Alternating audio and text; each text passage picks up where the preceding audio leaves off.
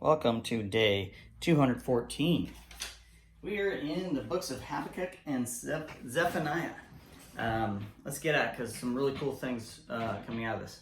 I'm going to be saying this a lot with all these prophets that we're going to be talking about, and we really need to pay attention to each of these things, and it can kind of get murky if we're talking about future events versus, the future of Judah at the time. So you don't want to confuse the two, so I'm going to point out specific things. And there still may be some questions. First of all, perverted justice, just like what's going on in the land today, hasn't been any different since the beginning. So since man started to have different places and wanted things, and they pervert justice to get it. So in Habakkuk, great book, chapter 1, verse 4, it says, "The law has become paralyzed, and there is no justice in the courts. The wicked far outnumber the righteous, so that justice has become perverted." Okay, so you don't even need to have an outnumbering. You just need to have the people in charge doing it. And then there's this sense of hopelessness and this question that we always ask. And really, it's horrible at times because sometimes we just have to go through the fire. In verse 17, it says, "Will you let them get away with this forever?" Of course, we ask this all the times. How long are we going to let this happen? God, when are you going to step in? Will they succeed forever in their heartless conquest? And as we go into this, the answer is resoundingly no, they will not get away with it. They are going to suffer. And we get to taunt them. That's the cool thing about this. All right, so let's get into this. In the future, this is a future thing. So chapter 2, I'm not going to read the whole thing. There's tons of this here. This vision is for a future time. Boom, there you go. It describes the end. Okay, not the end of Judah, the end, all right? And it will be fulfilled. If it seems slow in coming, wait patiently, for it will surely take place. It will not be delayed. God's timing is absolutely perfect. It's going to happen on the day, the hour, the minute, the second that he has always planned it. All right, so here's part of it. Okay, look at the proud. They trust in themselves and their lives are crooked. End of that. You can read the rest of it. Verse 6, "But soon their captives will taunt them. They will mock them, saying, 'What sorrow awaits you, thieves? Now you will get what you deserve.'" Verse 8, "Because you have plundered many nations, now all the survivors will plunder you. You committed murder throughout the countryside and filled the towns with violence." Filled the towns with violence. Ooh, that sounds fairly familiar. Verse 16, "But soon it will be your turn to be disgraced. Come, drink and be exposed. Drink from the cup of the Lord's judgment, and all your glory will be turned to shame." So this whole chapter here, chapter 2, is the future. And you read that and you're like, wow, that doesn't sound too far away. Of course not. And then let's talk about Jesus' second coming. Chapter 3, starting in verse 3. "I see God moving across the deserts from Edom, the Holy One coming from Mount Paran. His brilliant splendor fills the heavens, and the earth is filled with his praise. His coming is as brilliant as the sunrise. Rays of light flash from his hands." That is Christ, the second coming. It is going to be an amazing sight, and we get to see it. "Pestilence marches before him, plague follows closely behind him."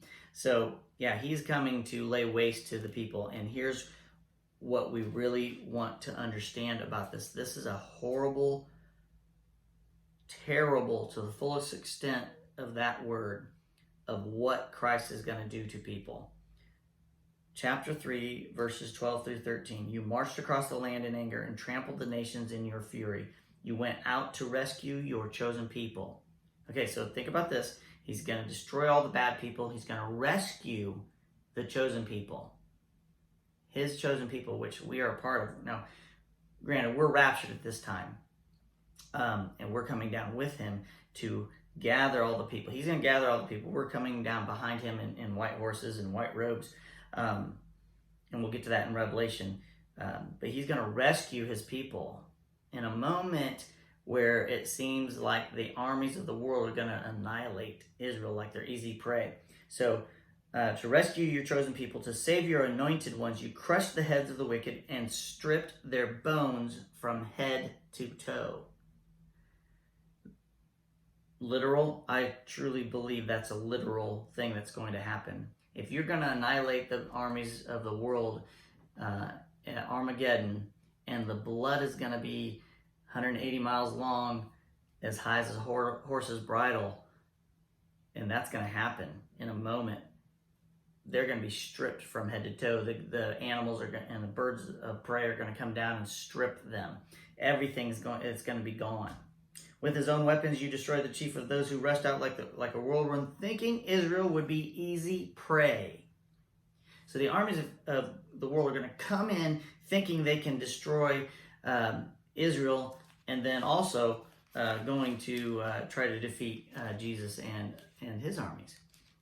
Okay, so let's continue. This is the last part. We're going to connect that together. That thought that Israel's easy prey and that Jesus is saving his chosen people, the anointed ones, and he's going to lay waste to the wicked. And finally, vengeance on them is happening. Okay, so we read in chapter 3, verse 15, you trampled the sea with your horses and the mighty waters piled high. Okay, so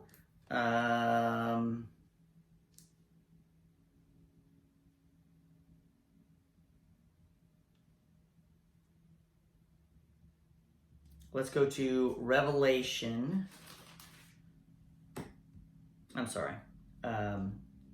Revelation 19. We're going to come back to Zephaniah and complete that thought. Revelation 19, 19 and 21. So they're easy prey.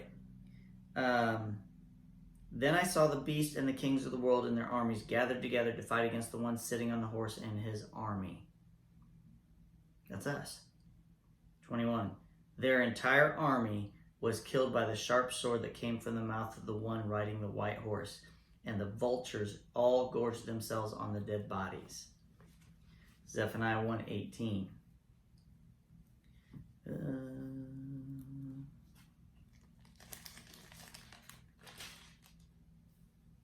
1:18, I'm sorry.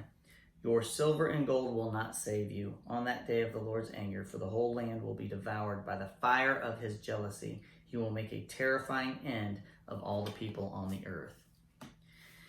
So Zephaniah, right there, there's a whole bunch of future stuff there that explains and describes what's happening. But I think I gave you a good indication.